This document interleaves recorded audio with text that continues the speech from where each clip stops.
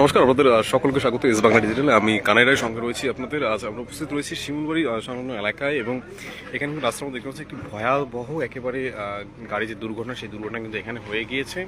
গাড়ির সামনের দিকটা কিন্তু একেবারেই কিন্তু যাকে বলে ধ্বস্ত বিধ্বস্ত অবস্থায় রয়ে গেছে। জানা যায় যে এই ধরনের কয়েকটি গাড়ি তারা কিন্তু একত্রিতভাবে কোথাও একটা যাচ্ছিল বিভিন্ন ধরনের যে সরঞ্জাম, সেই সরঞ্জামগুলো নিয়ে প্রধানত ইট বালু সড়কি যে ব্যবসা সেইগুলো কিন্তু বহন করছে। এইরকম সময় কিন্তু তাদের অপর একটি গাড়ির সাথে কিন্তু ধাক্কা লাগে, এবং ধাক্কা লাগার ফলে কিন্তু এরূপ যে একটি অবস্থা, সেই অবস্থা কিন্তু হয়েছে। গাড়ি দেখতে পাচ্ছেন আমরা কিন্তু সামনে থেকে সেই জায়গায় তুলে ধরছি সরাসরি এস বাংলা ডিজিটালের পর্দায়। দেখুন, আজ কিন্তু একেবারে সকাল সকাল আজ থেকে মাধ্যমিক পরীক্ষা, সকলে জানে সেই মাধ্যমিক পরীক্ষা শুরু হয়ে গিয়েছে, এবং এইরকম মুহূর্তে কিন্তু এরকম একটা দুর্ঘটনায় কিন্তু হয়ে গেছে। যান চলাচল কিন্তু এখানে আপাতত কিন্তু বন্ধ। বর্তমান সময় এখন আশেপাশে এই গাড়িটির বর্তমান যে অবস্থায় রয়েছে সেই অবস্থা থেকে উদ্ধার করার কিন্তু একটা প্রচেষ্টা, সেই প্রচেষ্টা কিন্তু ইতিমধ্যেই শুরু করেছে, এবং এখানে উপস্থিত হয়েছেন সাহেবগঞ্জ থানার পুলিশ। তারা কিন্তু এসে ঘটনাটিকে যেটা আছে নিজেদের নিয়ন্ত্রণে আনতে কিন্তু তারা সক্ষম হয়েছে। আমরা এখান থেকে যে ড্রাইভার বর্ণনা রয়েছে তাদের যে বক্তব্য, সেই বক্তব্য কিন্তু আমরা নেওয়ার চেষ্টা করব যে অ্যাকচুয়ালি ঘটনাটি কী ঘটেছিল।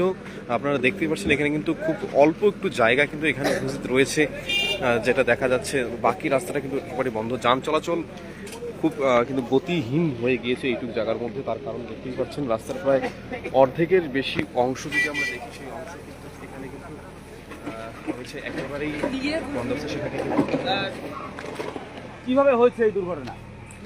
মানে গাড়ির ব্রেকটা একটু কম লাগতো, তো সামনে আমাদের কোম্পানি একটা গাড়ি ছিল, ও তো আমার সামনে এসে ব্রেক মেরে দিছে, তো আমার গাড়ি কম ব্রেক লাগাতে ওর পিছনে এসে লাগে।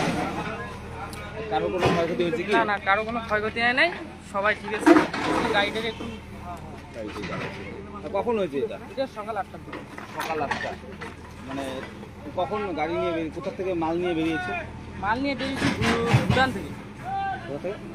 ভুটান থেকে। মানে রাতে ঘুম হয়নি? না, রাতে ঘুমাইছি, সকালে আমরা 7 মাইলে ছিলাম, তো ওইখান থেকে বের হয়ে এই এখন আসলাম। আচ্ছা, গাড়ি দুটির মধ্যবর্তী দূরত্ব কি খুব কম ছিল? মধ্যবর্তী দূরত্ব মোটামুটি 300 মিটারের মতো ছিল। তারপর এই ধরনের দুর্ঘটনা, আর যে অন্য গাড়িটির কি কোনো ক্ষয়ক্ষতি হয়েছে? না, অন্য গাড়ির কোনো ক্ষয়ক্ষতি হয়নি। মানে প্রধানত এই গাড়িটির ক্ষয়ক্ষতি হয়েছে, তাই না? কি নাম? আমার নাম শাফিউল হক। কি নাম? শাফিউল হক। কতদিন থেকে এই ডাম্পার চালায়? আমি প্রায় 2 বছর থেকে চালাই।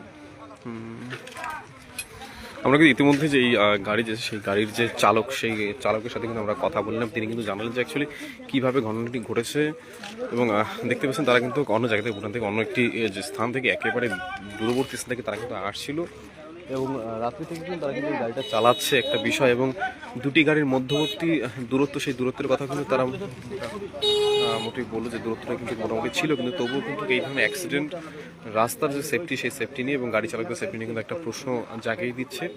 আর আবার আপনাদের জানিয়ে রাখি, আজ মাধ্যমিক পরীক্ষার শুরুর দিনে এরকম ঘটনা কিন্তু যান চলাচল সম্পূর্ণভাবে ব্যাহত করতে পারে। যেহেতু সকালবেলা ঘটেছে, এই রাস্তাতে যদি মাধ্যমিক পরীক্ষা দিতে যাতায়াতের স্থান হয়ে থাকে, সেক্ষেত্রে কিন্তু তাদের একটু অসুবিধা হতে পারে। আপনাদের সকলকে আবারও স্বাগত এস বাংলা ডিজিটালের পর্দায়। আজকের এই খবর এই পর্যন্ত। দেখতে থাকুন, সঙ্গে থাকুন এস বাংলা ডিজিটাল।